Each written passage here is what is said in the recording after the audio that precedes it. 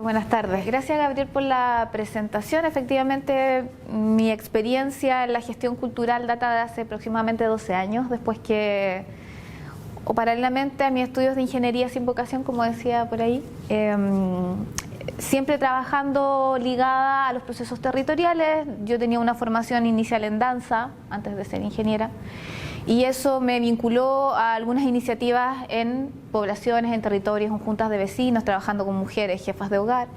Y desde ahí empecé a intuir que existían ciertas necesidades y también potencialidades, más que carencias, potencias en el territorio. Y eso me llevó a transitar este camino, formándome, después de iniciar la práctica, formándome formalmente, digamos, en temas de estudios culturales y de gestión cultural, más bien en el extranjero.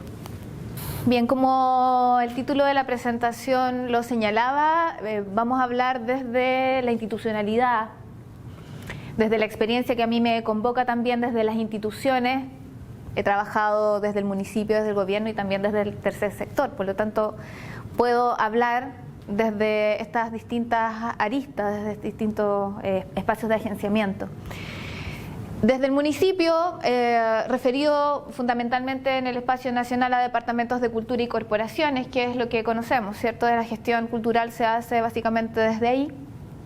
Ha habido una tendencia a la creación de corporaciones y fundaciones en último tiempo, básicamente por la gestión de los recursos que están asociados a el accionar de estas instituciones. Desde el gobierno, el Ministerio de las Culturas, las Artes y el Patrimonio, trabajé 3 años como Seremi de Cultura de la región de Antofagasta, y el último año a cargo del área de patrimonio del gobierno regional de Antofagasta, el último año del gobierno anterior, digo. Por lo tanto, también puedo entregar esa experiencia y cómo la decisión territorial, la decisión desde las comunidades, también puede ser parte de la gestión de una institución que se ve muy jibarizada, muy centralizada como el ministerio. Ahí yo creo que, bueno, bajo la lógica actual de la nueva ley puede ser un poco más dificultoso, pero en general las iniciativas que se generan desde los territorios pueden permear la institución. Creo que ese es un espacio que todavía se puede dar dentro del ministerio, a diferencia de otros ministerios, de otras áreas en donde eso no sucede mucho. Creo que la injerencia todavía está desde las regiones hacia el centro, o puede estar.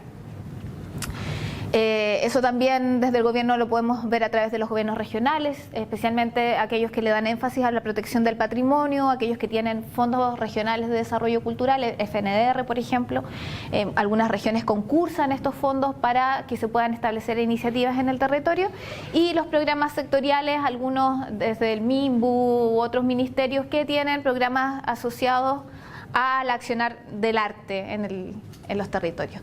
Y el tercer sector, ONG, donde yo también tuve mi propia ONG, creé una fundación y les voy a contar un poco la experiencia desastrosa de eso, porque uno también de los errores aprende, y yo creo que esas son las experiencias más valiosas, más que los éxitos también, no voy a decir los fracasos, pero sí la tolerancia a la frustración que hay que tener en este trabajo.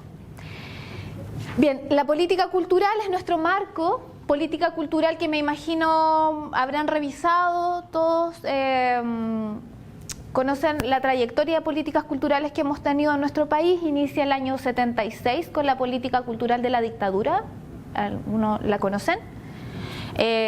Política más bien de sustrato, como diría Garretón, entendiendo que permeó en el deber ser nacional de los ciudadanos. En tanto, algunas de sus prácticas se mantienen hasta el día de hoy o han sido difíciles de quitar. Por ejemplo, cantar el himno nacional los días lunes en la mañana a primera hora en los colegios. Eso estaba dentro de la política cultural de la dictadura del año 76. La celebración del mes del mar, el redescubrimiento del territorio, la homogeneización del ciudadano chileno. Todos esos aspectos estaban dentro de esta política cultural, política muy exitosa, ¿sí? Porque todavía la tenemos mucho metida en el cuerpo, ¿no? Y sigue funcionando. Por lo tanto, por eso hablamos de una política cultural de sustrato y no de aparato, que es la que hemos visto en los últimos tiempos, las políticas culturales 2005, 2010 y 2011-2016, están más enfocadas al objeto, a la obra de arte, al artista, al gestor, a la economía. Si podemos analizar las políticas culturales de los últimos años, son políticas económicas. La palabra economía aparece muchas veces más mencionada que la palabra cultura dentro de estas políticas culturales. Por lo tanto, tenemos esa y tenemos la última 2017-2022, que es la que está en vigencia. Tenemos las políticas sectoriales también de cada una de las artes, a las que se han sumado otras áreas también en los últimos años. Entonces, este es nuestro escenario. Tenemos estas instituciones que funcionan, tenemos esta política cultural que nos enmarca. Y además tenemos organizaciones, empresas que también establecen sus propias políticas culturales. Judice decía que no solamente la política cultural puede venir de los estados, también puede venir de organizaciones potentes. Él nos contaba la historia de los museos en Estados Unidos, por ejemplo, y cómo eso fue facilitando la construcción de relaciones internacionales para Estados Unidos con algunos países de Latinoamérica.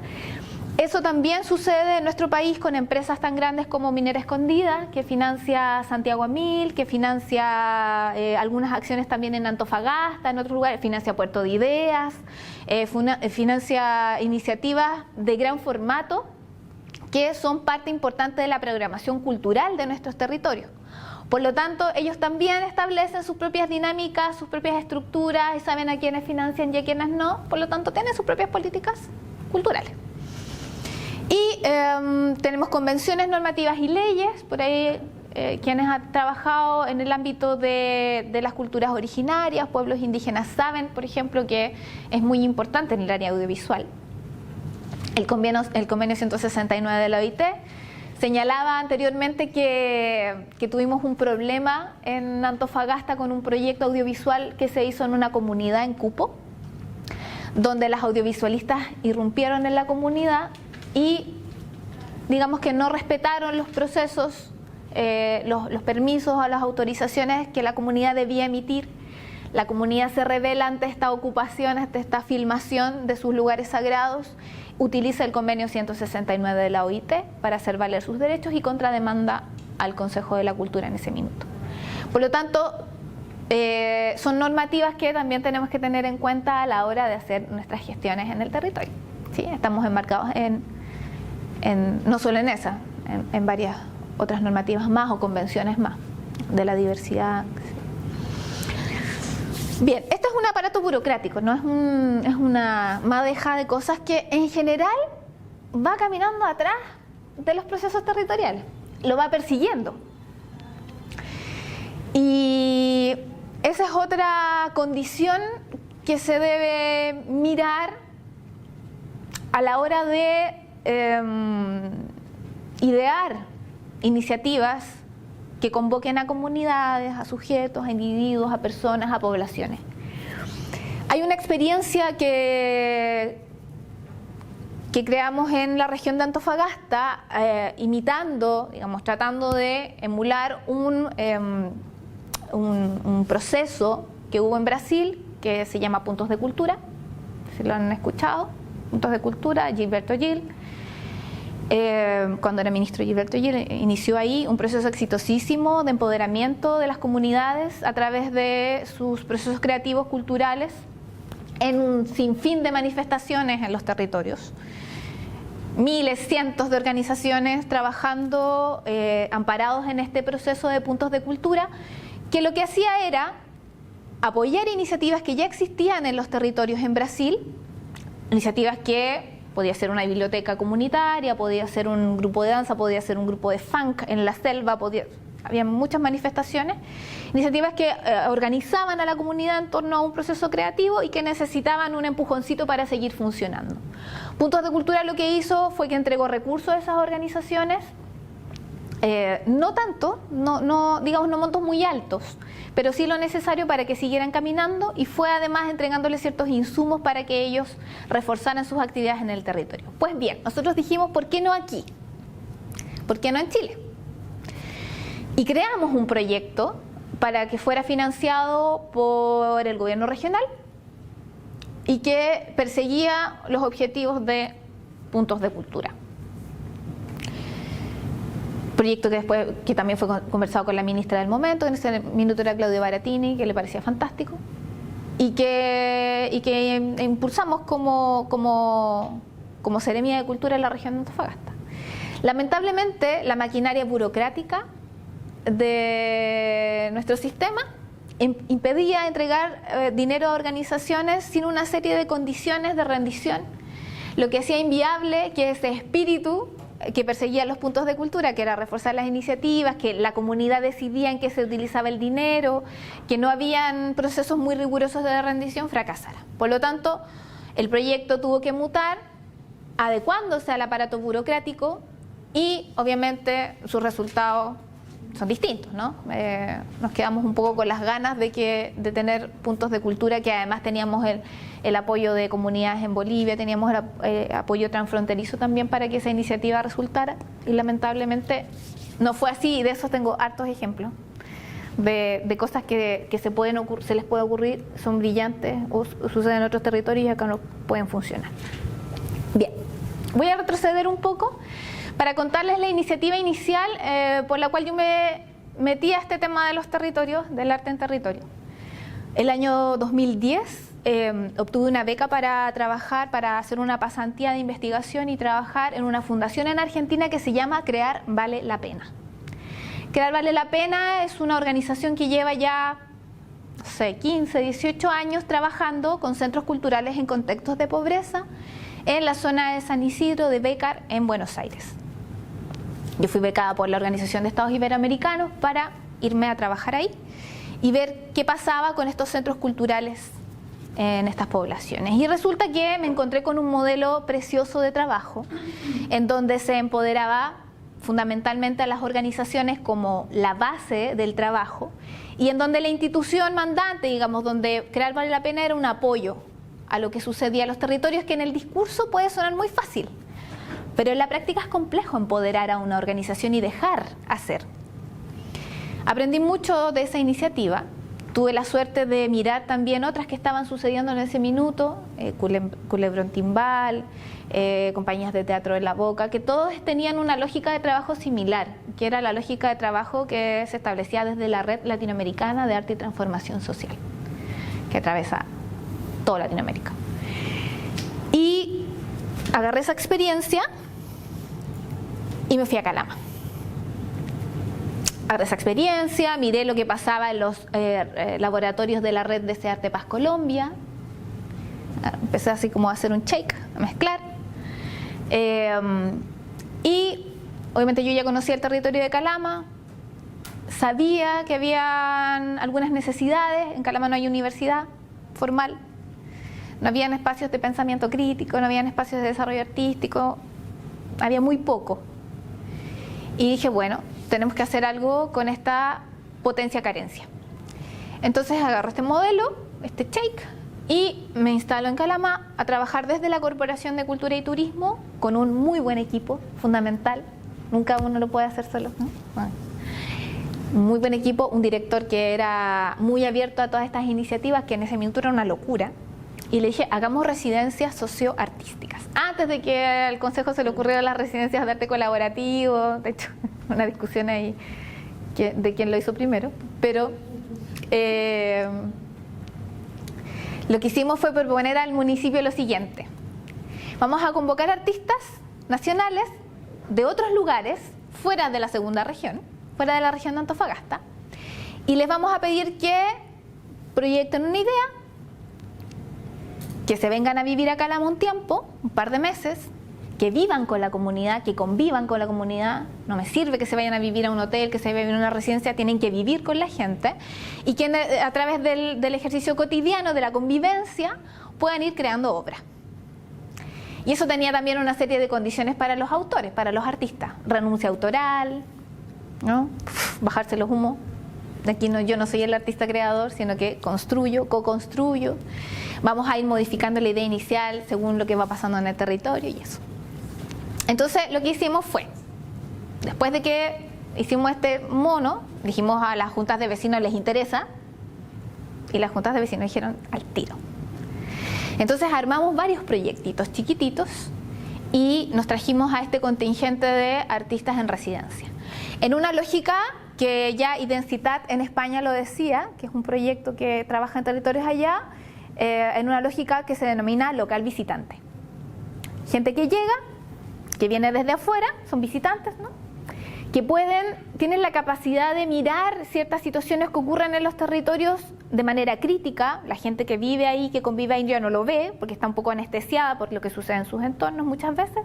Entonces ellos miran ciertas problemáticas del territorio, nombran de maneras diversas y co-crean algo que a la comunidad le ayuda como a estimular esos procesos críticos. Entonces dijimos, tenemos organizaciones sociales que son las organizaciones de base. Vamos a respetar tiempos, vamos a respetar procesos, ustedes deciden en qué rato, en qué hora, qué día se juntan, ustedes van a alojar a esta persona en la casa de la persona que ustedes consideren, lo van a invitar a tomar tecito, van a ir a la feria con lo que sea, y en ese proceso van a crear. La institución municipal, o sea, la organización de apoyo que éramos nosotros, lo que hicimos fue entregar los recursos, básicamente, y un soporte cada vez que había crisis o problemas, estábamos ahí. Pero dejábamos bien laissez-faire a la organización de base. El aparato burocrático sí nos acompañaba, porque sí podíamos como corporación, que eso es importante, por eso también las corporaciones tienen esas facilidades, de que teníamos los recursos y en realidad los destinábamos y no pasaba lo que pasaba después que nos pasó a nosotros en el ministerio, que eran otras máquinas burocráticas. En las corporaciones hay una facilidad de entrega de recursos mayor, por lo tanto podíamos entregar el 70% de los recursos al artista cuando llegaba y se instalaba, para que trabajara, hiciera, y después al final terminamos con el 30% restante, lo que facilitaba harto los procesos, cosas que uno tiene que considerar a la hora de dar proyectos. ¿Sí? Las lucas. Y estábamos ahí apoyando al proceso y organizando más cierres y cosas, todas las partes finales cuando había creación de obra. Había otra cosa que les decíamos a los artistas. Yo tenía charlas con los artistas antes de que se instalaran, en el proceso, después, eso sí, como trabajando mucho con ellos. Estos ciudadanos están en situación de artista, que lo sientan, que vivan ese proceso. No es que voy a un taller y me voy para la casa. Los estamos poniendo en ese minuto, decíamos, en condición de artistas. Después desarmamos el término porque era como condicionar a alguien para que hiciera algo. Había una crítica, pero era eso, ponerlos en situación de artistas y que pudieran incluso romper sus propias barreras de exclusión con respecto al ejercicio del arte. Se dan cuenta que el arte en general se lee en espacios codificados para la práctica artística, el teatro, el centro cultural, la sala de artes visuales, y si se sale de eso, no tiene el mismo nivel, supuestamente, artístico de una creación realizada en esos espacios codificados para su lectura. Quisimos que ellos se sintieran propios de que su práctica artística podía estar perfectamente en un teatro municipal o podía estar en la junta de vecinos, pero se le iba a calificar como arte de calidad. Eso también fue importante, poner a los sujetos, a los individuos, a los ciudadanos y a los colectivos en situación de artista. Y los creadores artistas, como les decía, muy en la lógica de maestros ignorantes, se han leído ese texto de Rancière. Tratar de aprender desde la comunidad, ¿no? Y tratar de co-crear y establecer espacios horizontales de trabajo. Súper importante.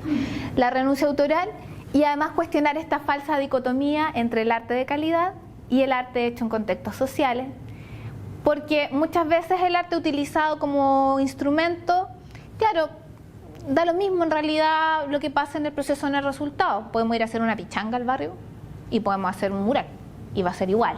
Para algunas instituciones o organizaciones es lo mismo. Convocamos a la gente, cohesión social, la gente conversa, toma un tecito, y en realidad entre la pichanga y el mural, realmente la pichanga, porque igual llega más gente. Entonces tratamos de que se rompiera esa dicotomía, ¿no? De que sí, lo que vamos a hacer aquí, sí, si lo podemos ir a exponer allá al museo, si lo podemos llevar al centro de arte. Eso fue importante también. Y eso no se me ocurrió a mí, porque sepan ustedes que ya todo se está inventado. Y desde la estructura que teníamos, entonces apelamos a enamorarnos de los problemas y no de las soluciones. Fundamental. Tengo una idea. No importa tu idea. Hay problemas ahí, hay potencias y hay problemas. Desde ahí la idea. Cuestionar siempre las preguntas, aunque suene redundante, pongo ahí porque por eso hablamos mucho de crear una filosofía de trabajo, filosofía en el sentido del cuestionamiento constante a lo que estamos haciendo, revisar, preguntar, porque las cosas normalizadas funcionan fantástico. El poder, y el poder en el sentido represivo más eficiente es el que no se ve, está tan normalizado, están tan normalizadas algunas prácticas que ya ni las cuestionamos.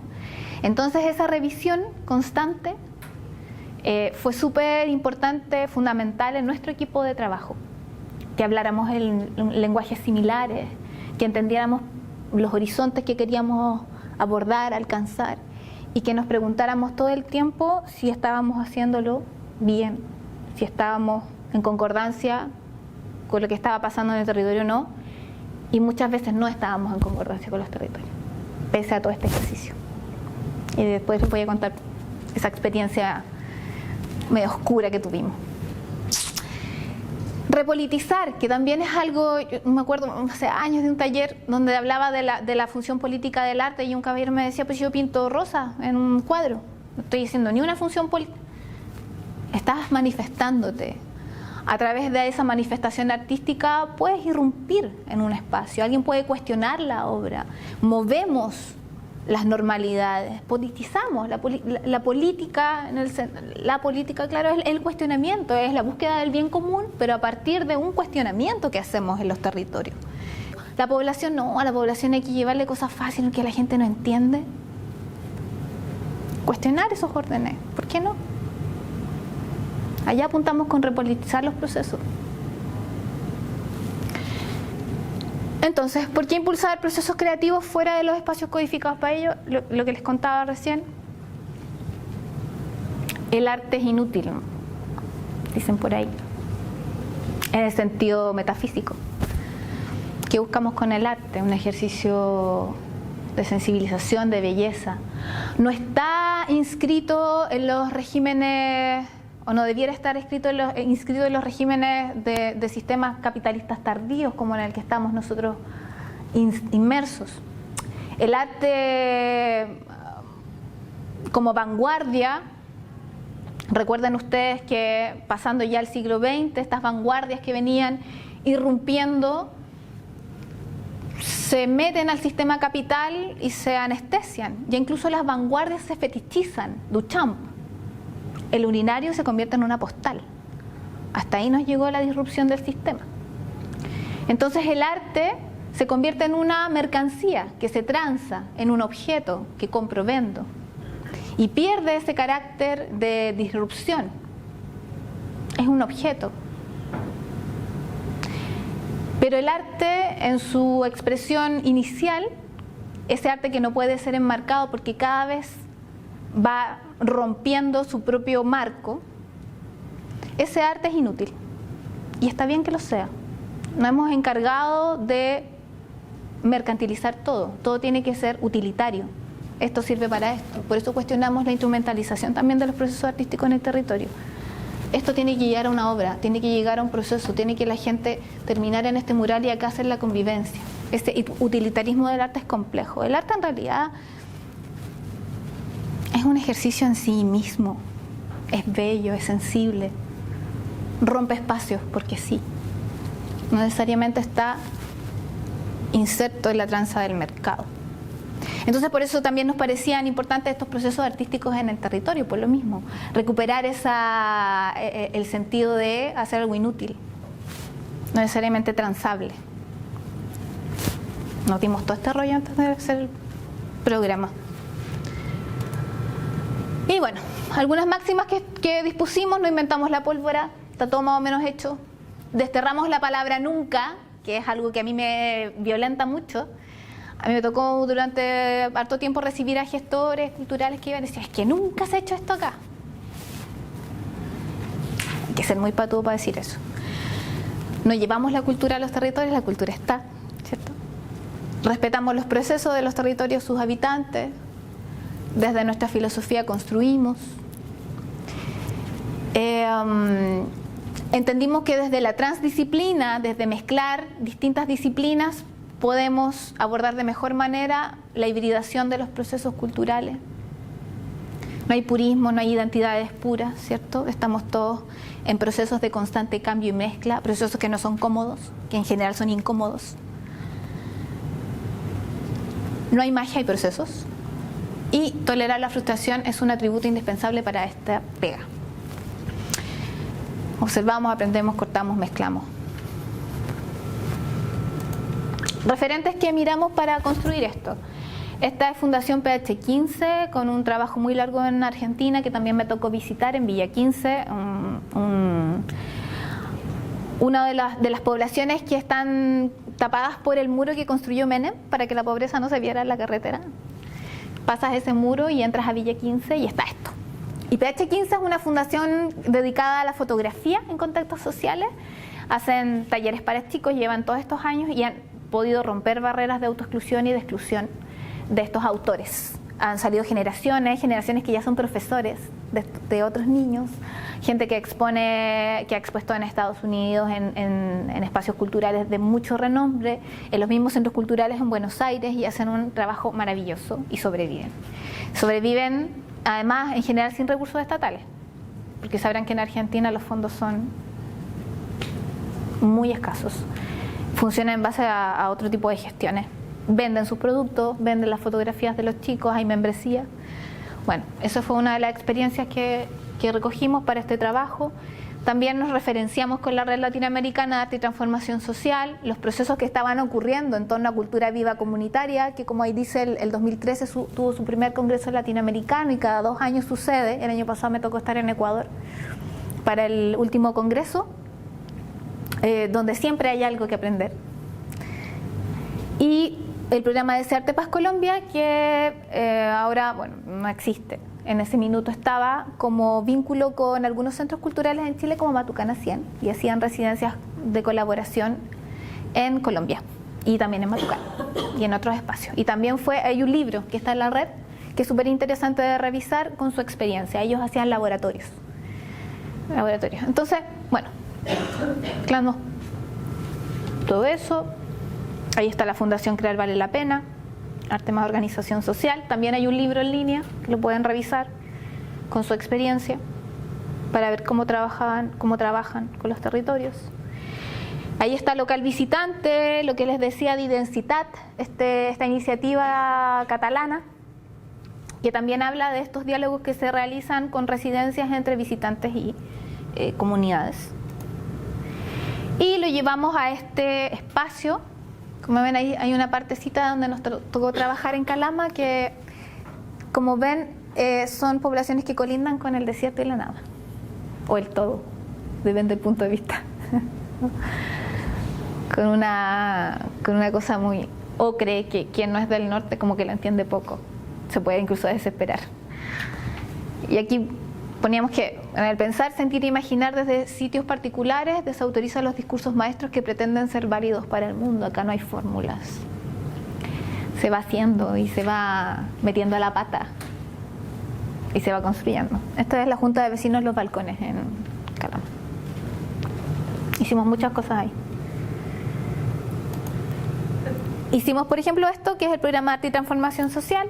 Ahí ya, este era como el segundo o tercer año de este programa de residencias socioartísticas que empezó el 2010, ya con una serie además de profesores que se quedaron a vivir en Calama, que llegaron de Rancagua, que llegaron del sur y se quedaron. Pasaron también, tuvieron años. De hecho, hace poquito uno se fue a Nueva Zelanda a trabajar en el muralista textil que se quedó, y así varios. Ahí hay uno de los murales que precisamente se construían en colaboración con la comunidad.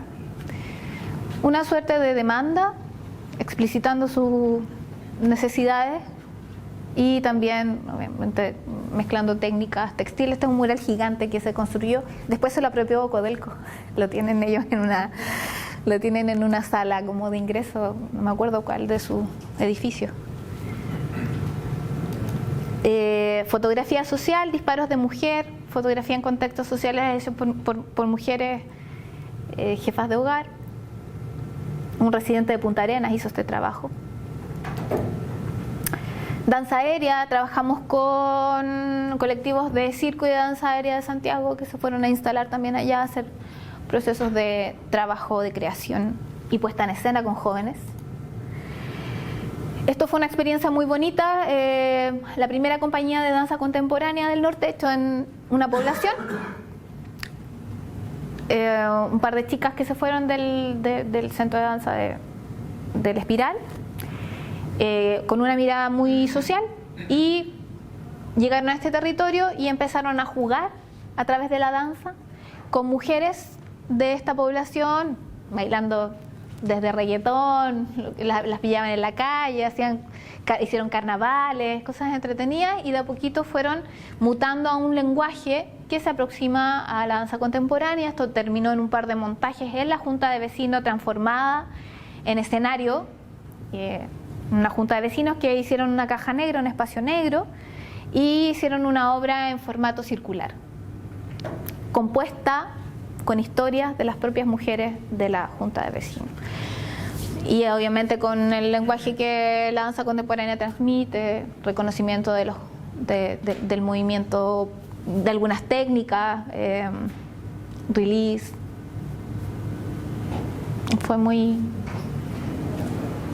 Y procesos además que esto duró 3 años, la compañía. Después conseguimos otros financiamientos y estrenaron y hicieron temporada. De hecho, ese es el afiche de una de las temporadas. Ahí hacían también intervenciones callejeras con lo mismo. Y lo otro que sucedió es que allá en Calama existía este espacio que se llama Centro de Arte Ojo del Desierto. Es una nave, es como un ojo desde arriba, mirado desde arriba, que había sido construida sin ningún propósito muy específico por un alcalde que quería hacer un Parque Los Lolos. De hecho le puso así, Parque Los Lolos. Entonces era como que los lolos iban ahí y entonces iban a comer un completo en este lugar porque tenían como unos taca-taca y unas cosas así. Entonces la gente se juntaba ahí a comer completo, a tomar bebidas, a jugar. Y ese era todo el fin de este parque.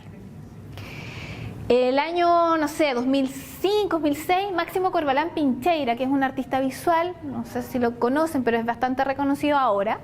Y bueno, en ese tiempo también hacía un trabajo interesante, pero era incipiente. Se ganó un fondar y se instaló en este espacio y trató de hacer una sala de artes visuales en este lugar, de la nada, y además de arte contemporáneo. Entonces una cosa, la gente iba, entraba y veía obras de arte contemporáneo, no entendía nada y se iba. Complejo, pero fue una apuesta interesante también. No tenemos por qué determinar qué puede ser leído o no en un territorio. Y él inició una idea que era transformemos esto en un centro cultural. Él estuvo un año, se fue, después llegó un actor, Fernández Noria, también se instaló, hizo algunos talleres, qué sé yo, algunos profesores voluntarios, otros medio pagados, y algo se activó. Y después, años después, esto estuvo cerrado, y el año 2010 llegué a este espacio con una propuesta y me hice cargo de la dirección del Centro de Arte Ojo del Desierto. Entonces, ¿qué pensamos? Primero, le pusimos, estas rejas perimetrales no existían, entonces esto estaba tomado por la droga. Heavy. Había tráfico todo el día. Además, estas cositas, tacitas que son súper bonitas para sentarse, eran fatales para el tráfico porque ahí se transaba de todo. Había un par de muertos en el haber del parque ya, habían habido un par de justiciamientos. Estaba toda la cultura skate, de los skaters alojada aquí, lo que era bueno, pero también perjudicial para algunas dinámicas. Y nada, o sea, era un tremendo espacio botado, digamos. Y lo que hicimos con un par de colaboradores fue presentar una propuesta de transformación física del espacio y después de contenido. Postulamos a un fondar, la nave central, digamos la parte del medio, la convertimos en un teatro en pequeño formato, nos ganamos un fondar de infra, hicimos un teatro en pequeño formato, nos asesoró la gente de Teatro Camino, de aquí de Santiago, nos llevamos al equipo para allá, se instalaron, construyeron. Me acuerdo, 24 de diciembre, Cerruchano, fue un proceso bien complejo en términos de fecha y todo. Bello, sí, quedó un teatro para 54 butacas, mínimo era lo que necesitábamos en ese lugar. Con otro fondo, con el Fondo Social de la Presidencia, armamos la sala de danza arriba, cerramos, hicimos espacio de camarines, piso de danza, pusimos espejos, ¿no? Y abajo hicimos dos cosas, un microcine en el subterráneo y una sala patrimonial para la colección Topater. Se llama Sala Tomás Paniri. Sala que estuvo un tiempo y después mutó a una escuela que también les voy a comentar, una escuela de música que se armó después.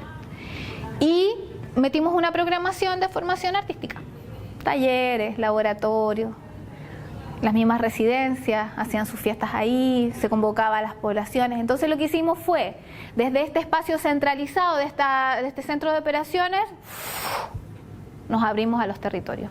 Aquí pasaba, se hacía la creación de los programas y trabajábamos dispersándonos en las distintas poblaciones, haciendo, no sé, una infinidad de iniciativas en los barrios. Y de vuelta.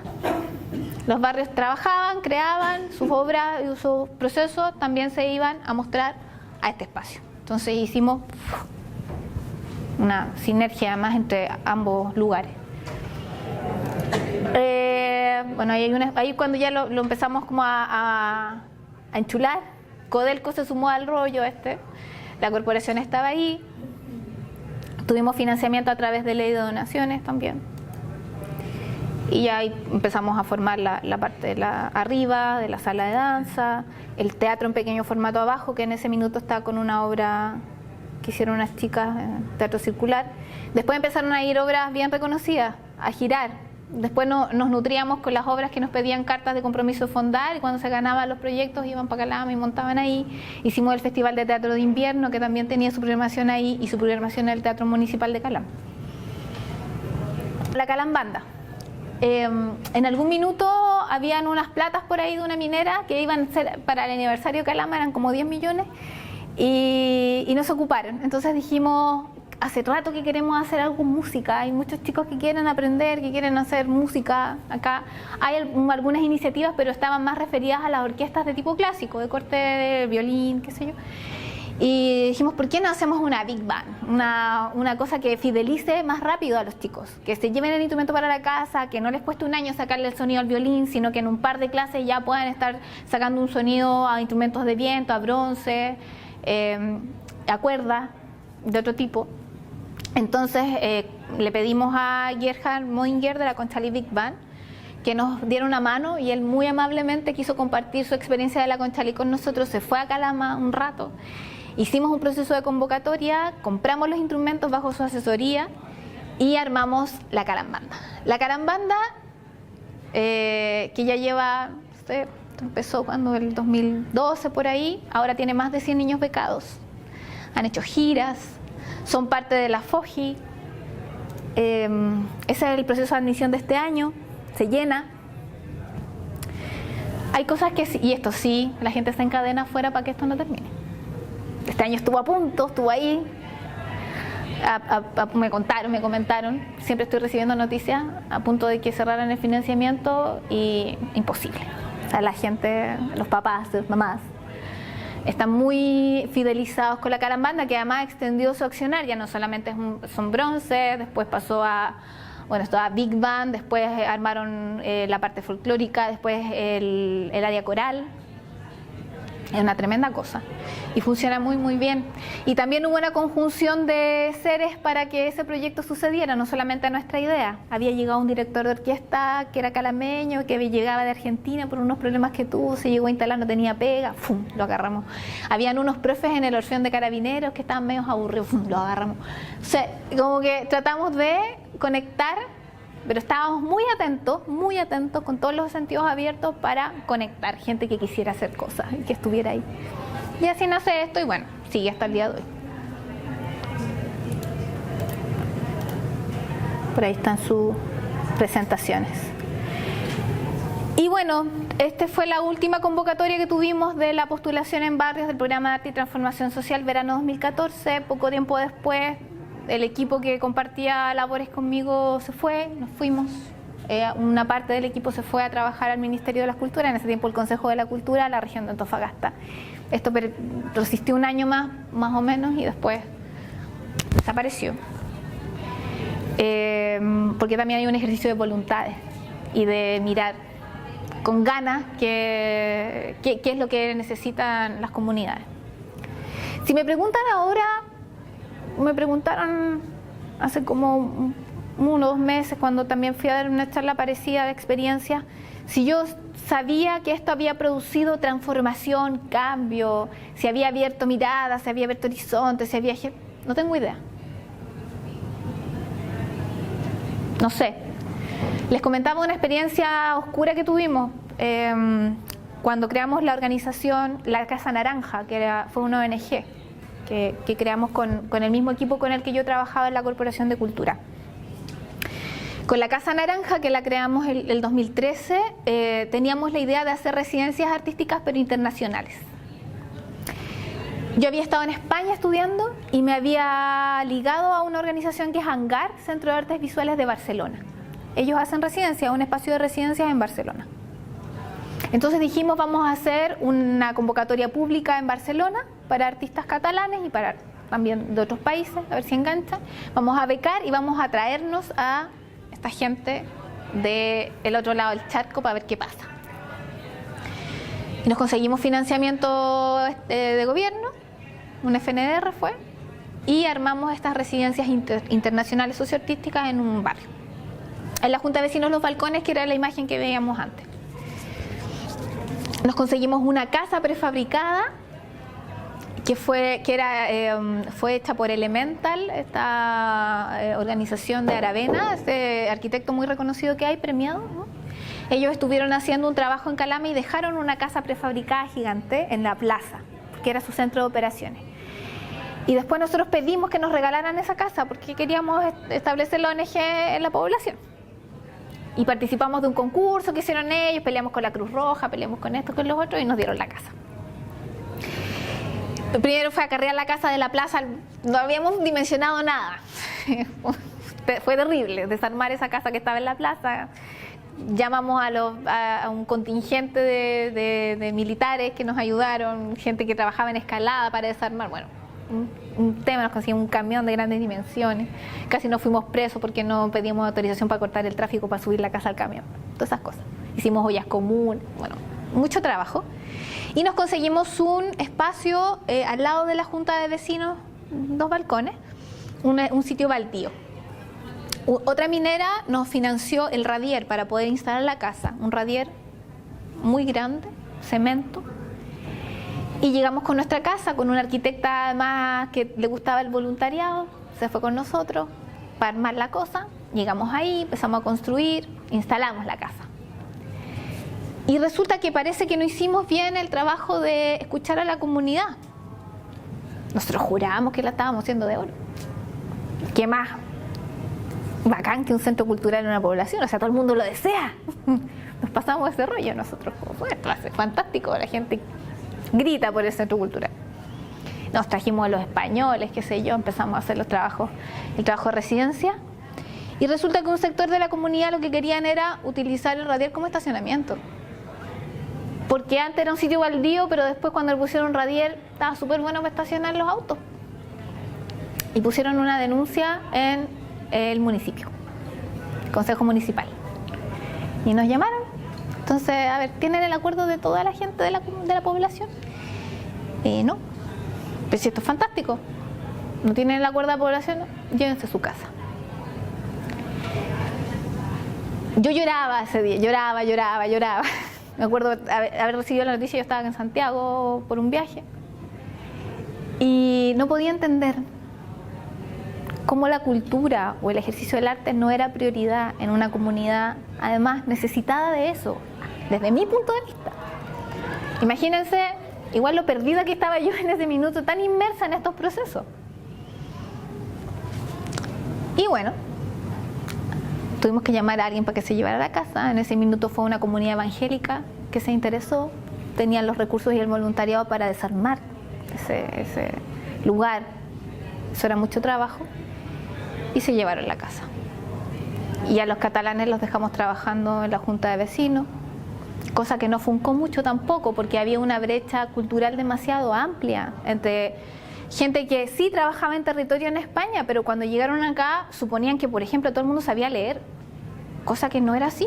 en la Junta de Vecinos. Entonces ya venían con una idea preconcebida que no pudieron obviar. La brecha cultural se hizo un abismo, un espacio abismal, y eso tampoco funcionó. Y ahí es cuando, y ahí voy como a la reflexión también de mi experiencia de vida, yo digo, hasta aquí llego. ¿Cómo me puedo equivocar tanto? Pero creo que es importante hacer el ejercicio de revisitar, y por eso las preguntas constantes, y por eso hinchar las pelotas con esta forma de trabajar desde una filosofía. Yo había inventado todo ese rollo en algún minuto, tomando experiencia, y después me olvidé de mirarlo, de revisitarlo, de cuestionarme, jurando que lo que yo pensaba que era bueno para un sitio era lo que todos pensaban que era bueno para ese lugar. Y no era así, o por lo menos no se entendió así.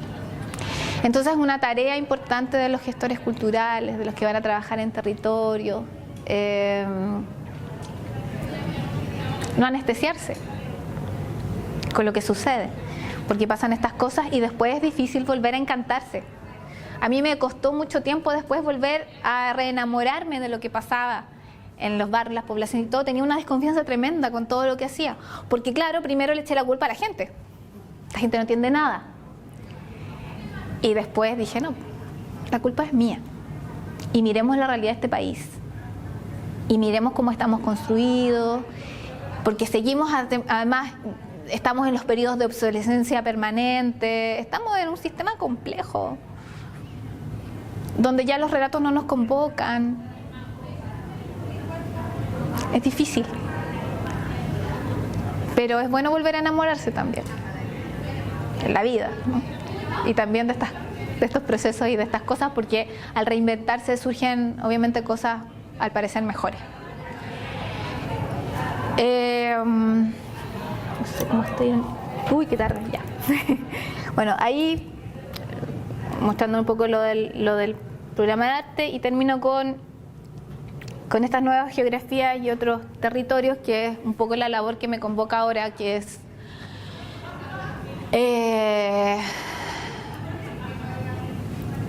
tener en cuenta esto. Estamos en tiempos del reinado del hedonismo, individualismo, pese a los grandes movimientos sociales, cada uno persigue causas individuales, y por eso muchas veces te convoca, no por el otro, sino que por lo que a mí me interesa, y lo expando como movimiento social. La obsolescencia constante, el bombardeo de imágenes, ya nada nos conmueve. Todos esos factores que al irrumpir en los territorios, al tratar de instalarse y trabajar, hay que tener en cuenta con quiénes estamos trabajando, cuáles son sus carencias y también sus potencias. La gestión del deseo inmediato, estamos hablando de procesos. Qué complejo instalar procesos en estos tiempos también. Eso. Ahí cito a Yu, dice, atención a la transculturalidad planetaria. Somos tan distintos todos. Y ese es el espacio que yo, desde donde yo trabajo ahora, que es el Núcleo de Investigación en Prácticas Culturales Contemporáneas, donde nos estamos dedicando ahora a mirar mucho más, a investigar. Hacemos algunas cosas, hemos publicado un par de textos, estamos revisitando los territorios donde ya trabajamos para ver en qué han quedado los procesos. Y además también estamos ligados a la creación, en artes visuales, en artes escénicas, y eso. Y se me acabó el tiempo. Eso. Gracias.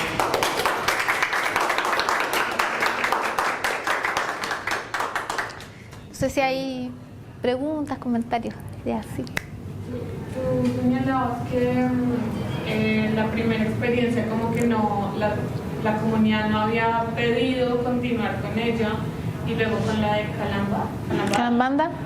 Calambanda, sí.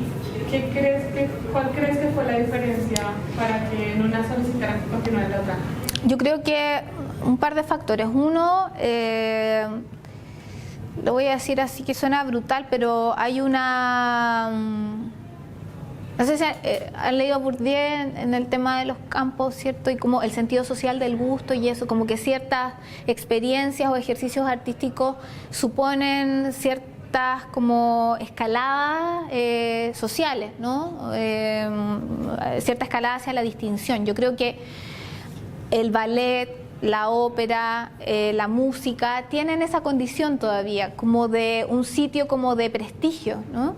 Un prestigio que desde la familia es muy bien mirado. Si tengo a mi hijo estudiando violín, qué bonito, aparte de que obviamente es bueno y yo lo valoro enormemente, me encanta, pero creo que ahí juega esta cosa de la formalidad, mi hijo pertenece o yo pertenezco a una institución donde aprendo esto, que es formal, y lo aplico y trabajo y hago giras y qué sé yo, además de la experiencia artística propiamente tal. En cambio, lo de las residencias y todo era un trabajo mucho más dinámico, informal, no había un centro, era voluntad de los barrios, había mucho ejercicio de trabajo desde los barrios, por lo que les decía inicialmente. Las organizaciones vecinales se tomaban la pega, ellos impulsaban el barco, el carro, digamos, más que nosotros, tomaban decisiones. Ese empoderamiento no es fácil. Es trabajo, y es trabajo no remunerado, y es trabajo por se devuelve en la felicidad de la gente, en un montón de cosas, pero entonces claro, cuando desaparece esta institución que éramos nosotros, que iba todo el rato como empujando estos procesos, mucho más fácil desvincularse de un proceso informal como la residencia a desvincularse de una escuela formal como la Calambanda, que además te da un cierto prestigio, ¿no? De estar ahí, de participar de esa parte.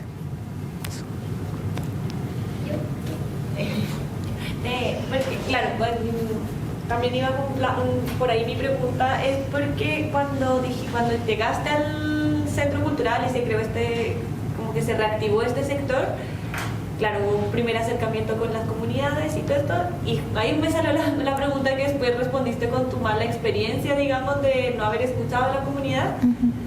Ya con ese aprendizaje, ¿has desarrollado algún tipo de mecanismos o metodologías para hacer diagnóstico, para escuchar, para levantar información? ¿Cómo ha sido ese? Porque creo que cada vez más se está usando más ese tipo de... Estamos más atentos a eso. Sí. Y hay hartas cosas, como hartas herramientas que han salido, y hay unas que son más efectivas que otras, pero... Sí, y algunas que son peligrosamente burocráticas también. Lo que pasa es que, bueno, los extremos son complejos. Como después mi experiencia fue desde gobierno, cuando ya dejo el proceso de los territorios desde municipio con este sistema distinto, ¿no? más laxo, más flexible, y entro a gobierno, lo que hicimos porque eso no les conté, hubo una decisión regional cuando asumo la Seremía de Cultura de hacer un programa similar que se llama Arte más Comunidad. Y un programa que involucraba no solamente a Calama, Antofagasta, Tocopilla, María Elena, bla, bla, bla, bla, bla, todas las comunas de la segunda región. Y no teníamos plata, porque ese programa no estaba dentro de las definiciones de nivel central. ¿Por qué tanta creatividad? Mira, por Dios. Entonces lo que hicimos fue convencer al gobierno regional para que nos traspasara dinero para poder hacer un proceso de reconexión con los territorios, porque en realidad el Consejo también estaba súper desconectado después de 4 años anteriores.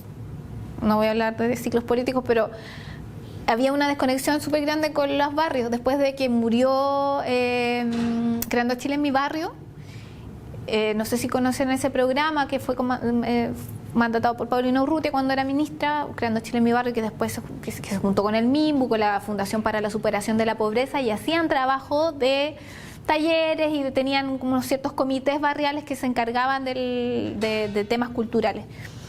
Muere eso, y durante los otros años que vinieron de Luciano Cruzcoque no hubo programas vinculados al territorio, salvo Red Cultura, que surge como una vinculación con los centros culturales de las comunas de más de 50.000 habitantes, y después se extendió a todo. Entonces ya estábamos desconectados del territorio, había que hacer un programa, hicimos Arte más Comunidad, no teníamos tanta plata, y ahí sí lo que hicimos fue un trabajo diagnóstico intenso, pero yo te estoy hablando desde un ejercicio local, o sea, alguna iniciativa que se hizo ahí en la región. No sé si se hubiera resultado en otras regiones más grandes, ¿cachai? No sé si hubiera resultado acá. Pero ahí teníamos la posibilidad de aplicar, de ir a la casa que en eso lo que tuve que hacer fue que los 22 funcionarios del Consejo de la Cultura de la región de Antofagasta tuvieron que ponerse la camiseta con esta iniciativa, después de harto tiempo de convencimiento, ir un día y no un día, varios días sábados, a las poblaciones a conversar con la gente.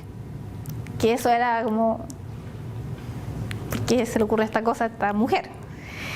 Y ahí preguntábamos, que desde el diagnóstico de infraestructura que había en la Junta de Vecinos, ¿tiene piso, tierra, no tiene piso, tierra? ¿Tiene ventanas, tiene radio, no tiene? ¿Alguna implementación para hacer talleres, qué sé yo, qué se ha hecho antes, qué les interesa, bla, bla, bla? Y así lo hicimos con 8 juntas de vecinos de las 100 que hay en Antofagasta, con 2 más en Tocopilla y con un par más en Calama. Hicimos con un Ollagüe también, había que distribuirse. Y eso nos permitió tener procesos más estables. De hecho, cuando yo me voy de la Seremía, me llegaron cartas de los barrios de que por favor el programa está, que es lo que uno anhela, ¿no? Como, ay, ojalá que la gente venga y me pida que esto siga. Pasó un poco, no digamos masivamente, pero pasó. O sea, por favor que esto no se pierda. Y yo creo que eso da cuenta de que sí hubo un proceso de mayor acercamiento, digamos, de conocer las necesidades o lo que la gente estaba interesada en hacer. No son iluminados los gestores culturales, van a decir que son seres de luz que van caminando y adivinando lo que la gente quiere, pero sí uno tiene un rol también, no solo de escucha, sino de proposición, porque hay cosas que en realidad hay personas que no han visto, que no se les ocurre que pudiera pasar en las juntas de vecinos, en estos espacios, incluso en otros espacios, digamos, de situación económica mayor, qué sé yo, que no se les ocurre que pudieran funcionar o que pudieran suceder. Y ahí uno tiene la labor como de decir, oye, y mira esto, ¿por qué? Porque yo, gestor cultural, estoy mirando todo el rato. Estoy mirando lo que pasa allá, estoy mirando lo que pasa en Ecuador, estoy mirando lo que pasa en Argentina, estoy mirando lo que pasa en la región de al lado, las buenas prácticas. Me doy vuelta, para eso también tenemos la maquinita, y a veces junto mis chauchitas y me pego el salto y voy a Bolivia. Que en Bolivia pasan cosas de verdad súper interesantes, y en Perú también, y los tenemos al lado. Entonces eso es importante como gestores. También ir, que no quiero decir iluminando, porque suena así como medio mesiánico, pero sí ir proponiendo trabajo en los territorios. También es nuestra labor, insumados obviamente de todo lo que pasa. ¿Sí? ¿Sí? ¿Te tocó a ti experimentar un poco el proceso de migraciones en tu gestión? Sí, sí. ¿Qué desafío implicó? ¿Qué problemas tuviste? Sí, porque la migración colombiana básicamente en Antofagasta es reciente y fue muy fuerte. En 2 o 3 años ya teníamos, no sé cuántos mil, ya no me acuerdo, pero mucha población migrante, y fue uno de los ejes del inicio de la gestión. Lo primero que hicimos fue seminario para conversar sobre el tema. Fue María Miletillú a un seminario que hicimos, y ella habló derechamente de racismo y de lo que estaba pasando en la región, que fue portada de diario, que fue muy polémico en ese minuto. Y claro que hicimos un trabajo convocante con las comunidades. Allá estaba el servicio jesuita migrante, que propone cosas, y después trabajamos con Felipe Berrío, que es un gran amigo mío, lo quiero mucho, y trabajamos en La Chimba, colaborando con sus bibliotecas comunitarias. Él tiene un programa de biblioteca precioso, y nosotros pusimos nuestro granito ahí para impulsar el programa de lectura en las tomas, que son básicamente tomas de inmigrantes. Entonces, peruanos, colombianos, bolivianos, sí. De esa manera abordamos, colaboramos. Es complejo porque, claro, uno debiera facilitar encuentros culturales para propiciar otros encuentros. De hecho, los partidos de fútbol, que es un fenómeno cultural, son los que más convocan encuentros entre chilenos y colombianos, y en general, obviamente, en bandos opuestos, ¿no? También los certámenes donde se vende comida o donde hay manifestaciones folclóricas, también ahí se encuentran. Pero no sé si eso es suficiente, no sé si convivir con... Por eso, esta cosa de las hibridaciones que suena, que yo lo citaba ahí, que García Canclini lo lleva hace, 20 años diciendo, no son procesos lindos, ni fantásticos, ni encontrémonos todos y mezclémonos. Escasamente es así. Los procesos de hibridación son complejos, son de renuncia y hay que tratar de que uno no se fagocite al otro y tratar de convivir en armonía. La cultura debiera facilitar esos procesos. Tampoco me consta. Sería irresponsable decir, no, acá nos juntamos y comemos una arepa y nos llevamos todo fantástico. Tengo idea. No tengo idea si eso sucede. Pero que hicimos nuestros esfuerzos también, lo hicimos. Sí. Pero, hay una cosa que es que me ha tocado escuchar a veces en charlas, que es el buenismo de la cultura. Todo es bueno, la cultura es buena, cohesión social, y creamos y nos relacionamos, los procesos artísticos, los procesos más de base, culturales, comunitarios, nos encontramos en ciertos espacios no sé cómo se dice, reidentitarios. Y eso en general está más teñido de oscuro que de luz. Me enojo con sindicar a la cultura con este halo angelical. Los procesos culturales son complejos. Son de disrupción. Lo que dice Rancière. Son de nuevo repartos. Si de verdad queremos hacer una buena pega. De que aparezcan los silenciados. De que se hable desde los márgenes y se escuche. De que podamos abordar la línea abismal. Boaventura de Sousa Santos.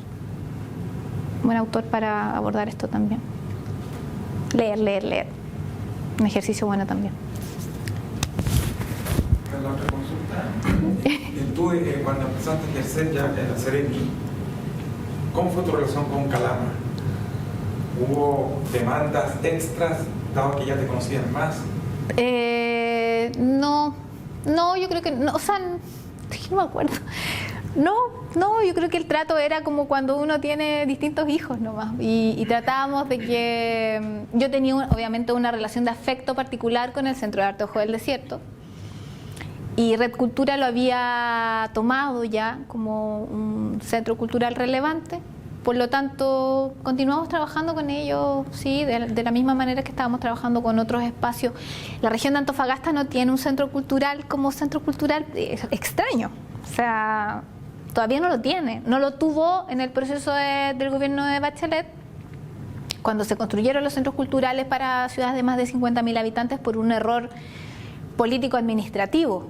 Se entregaron recursos al municipio y el espacio que estaba destinado para hacer centro cultural nunca se construyó, no se concretó el proyecto. Hasta ahora, que creo que lo retomaron, han pasado muchos años. Entonces, claro, el CAOT era el centro cultural de la región.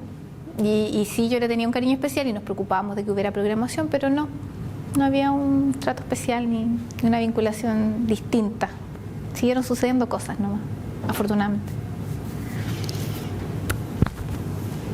¿Sí? Consulta.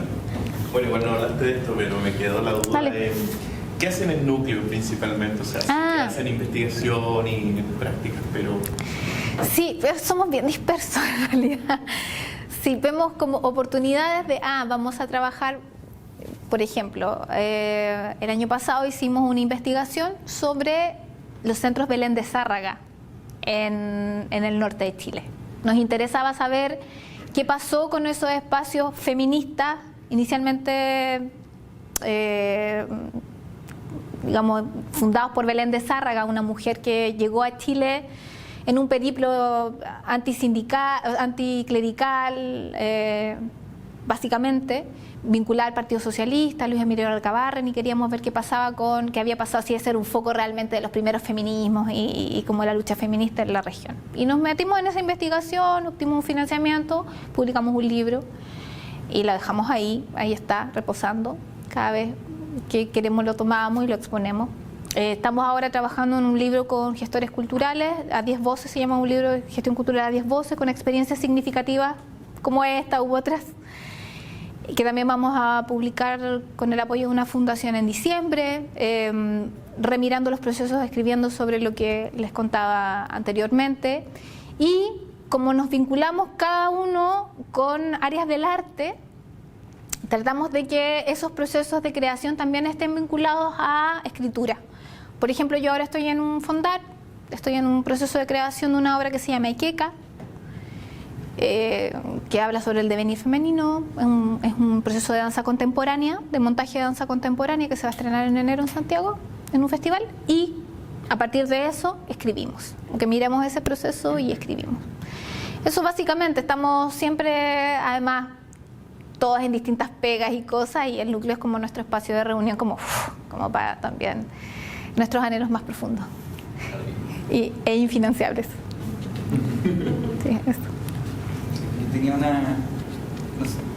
no sé si es una pregunta, pero te quería pedir si puedes abordar, en base a tu experiencia, la participación o la presencia de gestoras y gestores culturales en instituciones culturales. Por ejemplo, están las corporaciones municipales, están las direcciones regionales, ahora la Ceremi, está el Ministerio, está la DIRAC, y en fin, hay varias áreas o instituciones donde se requiere. Debiesen haber, a mi juicio, más gestores culturales, ya sea de oficio o de especialización o ambas.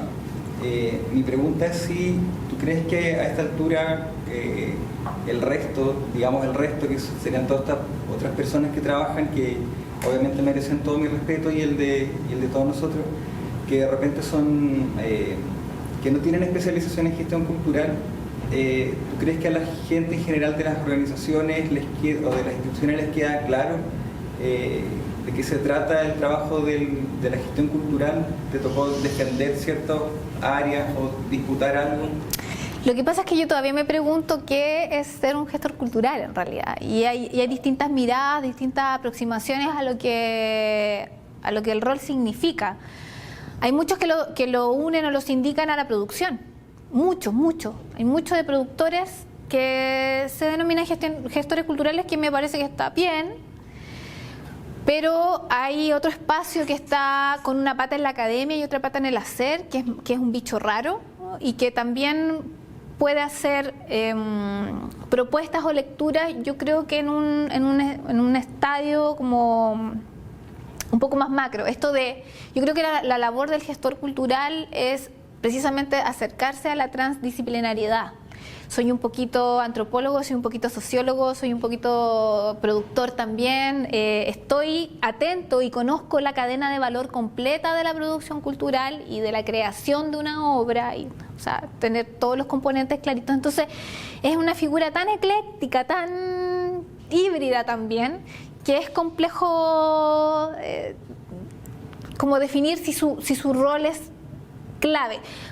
Yo creo que sí, apelamos a formaciones que estén atentas a esta composición ecléctica del gestor cultural. Me refiero a diplomados, magíster, porque obviamente tenemos solamente formación de posgrado en gestión cultural, no tenemos formación de pregrado. Por lo tanto, el posgrado debiera ser un espacio donde esto se haga carne, digamos, que esta transdisciplinariedad o esta capacidad de aunar equipos, de saber un poquito de esto, se considere a la hora de lanzar al mercado, a lanzar al campo laboral a un gestor cultural que sí sea necesario de incorporar a todas las instituciones que trabajen en alguna de las áreas o en uno de los sectores de la cultura. Yo creo que en los lugares que yo he visto que trabajan gestores culturales, a diferencia de otros en donde solamente trabajan otras personas del área social fundamentalmente, sí gana con el gestor, pero digo con gestores culturales que de verdad tengan esta mirada más macro, este horizonte ampliado, que sean capaces de reunir, de conformar equipos multidisciplinarios. Eso sí, yo creo que los gestores que están más devenidos en productores pueden ser parte de la cadena, como que creo que, y súper importante, fundamentales para lo que hacen, pero no en este rol de mover, ¿no? Como de impulsar procesos y todo. Yo creo que ese rol todavía está, en términos de formación, como no... A mí me han preguntado por qué yo me dediqué a la gestión cultural. Entonces yo les digo que yo bailaba, yo cantaba, yo hacía todo mal. Pero sabía un poco de todo. Y hasta ahora sé un poco de todo. Sé un poco de música, estudié danza, estudié en el conservatorio, sé un poco de gestión cultural, estudié economía cuando me fui becada, cooperación internacional, filosofía. Entonces, tengo distintos cajoncitos a los que apelar dependiendo del desafío, del programa, de la problemática, de lo que es necesario abordar. Un poco de conocimiento en el área de las artes, un poco de conocimiento del área de la antropología también, del mundo indígena. No sé, yo creo que se tiene que ir formando de esa manera para hacer esta cosa extraña, ¿no? Que es la gestión cultural. O sea, ¿cómo se gestiona la cultura? Apartamos de ahí, como de la definición del término. ¿Qué es eso? O sea, Además, pensando que cultura, nos vamos a la definición que tiene una vertiente antropológica y una estética y nos quedamos ahí. No me voy a meter en otras definiciones. ¿Sí? Ya son entendiendo que la cultura tiene una vertiente antropológica y una estética, ya gestionar eso, me lo pregunto todo el tiempo. No sé. Voy intuitivamente avanzando yo por los campos, pero en realidad no puedo tener una definición concreta. No sé si te ayuda. Un poco cuestiono todo el rato el rol. Me gusta cuestionarlo porque me interpela a mí misma. Tú dijiste que la política cultural de Pinochet, la dictadura, era de sustrato, y por lo que yo concluyo, partiendo de que esa distinción es aceptada, que la de la democracia, la democracia era de, no hay más de objetos, de aparato. Eso no, partiendo de la base que significa que en la Unión Popular no hubo política cultural, pero radicales, que sería otra discusión. O sea, hubo. Habría que... Pero me llama profundamente la atención porque pienso en la propia Nidia Palma, un texto que trabajamos juntos, dice que el fondar es abiertamente el capitalismo desatado. Sí. ¿Cierto? O sea, si hay una política cultural de sustrato, a mi juicio, incluso porque la dictadura apeló como a lo imaginario autoritario. Pero el que vino a sentar el modelo del capital en cultura, paradójicamente, fue el gobierno de la concertación. Individualizar el acceso a la cultura, hacer de la cultura un consumo, estar preocupado de la audiencia, estar preocupado de los indicadores. Eso es absolutamente una política de mercado, no poder más sustrato que individualizar la cultura. Y me lleva a la segunda conclusión, que si somos objetivos, en el personal, respetando el trabajo de todos, uno podría decir el fracaso institucional de la política cultural, si es que cultura es comunidad. Porque uno ve 25 años después que hay menos comunidad. Sí. Bueno. Sí, pero si uno analiza las políticas culturales también hay un fenómeno como de arrastre. No es que se desconociera totalmente lo que se había construido en esta primera política cultural del 76. De hecho, hay bastante de continuidad, mucho de continuidad en las políticas 2005 y 2011. Lo que pasa es que pasa de un ejercicio economicista local, la política de la dictadura, que era la revitalización y el rescate del recurso propio, a una política economicista transfrontera que se identifica en las otras dos políticas culturales en el hecho de la industria.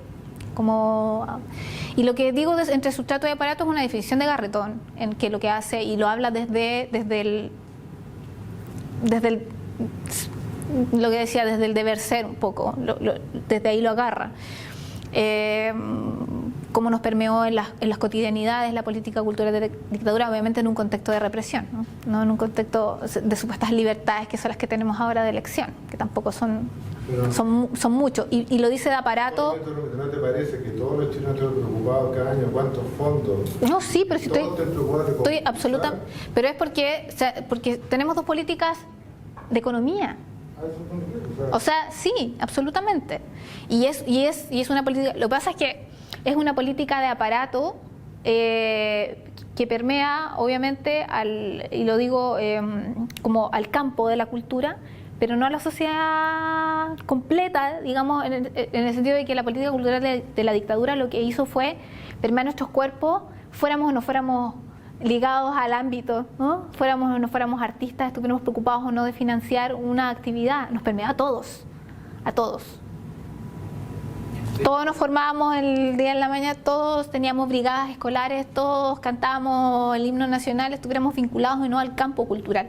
Las políticas que vienen, estas que digo yo de aparato, de la valoración del proceso final del artista como un objeto, ¿no? que se transa en el mercado, afecta a nuestro campo, finalmente. Nosotros somos los artistas que nos estamos pegando codazos todos los años para poder ganar un fondo, que no compartimos nuestras ideas para que el otro no se gane la plata que necesito yo. Sí, se da en nuestro campo. La política de la dictadura es de sustrato porque nos permeó a todos por igual. Estamos en una política, en una no política cultural de mercado, finalmente. Si es el sistema del capital es el que nos enmarca. Las editoriales terminan siendo desantonadas. El problema es que hay más, que hay más allá. ¿Hay otra posibilidad? No sé. No sé. Bien, trabajamos hasta el fin. Sí, está interesante. Muchas gracias. Gracias.